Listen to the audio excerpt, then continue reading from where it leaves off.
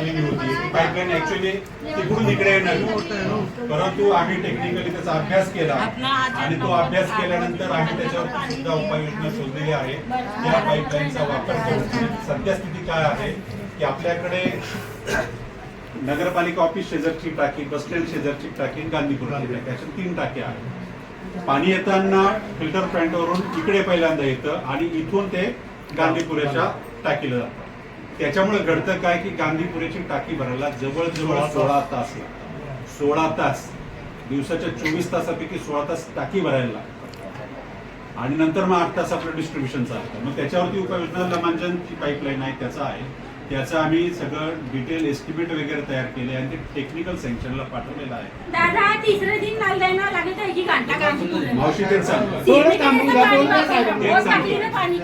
लमान success झाला तर ह्या 2 टाक्या वेगळ्या पाईपलाईनवर राहतील गावासाठी. गांधीपुरा स्पेशल ती टाकी तिचं पाईपलाईन वेगळं राहील, तिला भरण्याचा जो टाइम पिरियड कमी होईल आणि आपल्याला जास्तीत जास्त लोकांपर्यंत ते पाणी पोहोचत येईल.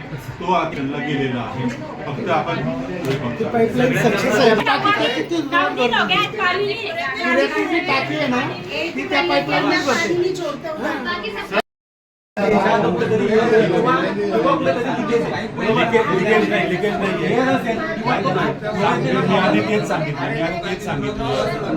की पाणी येतानंतर ते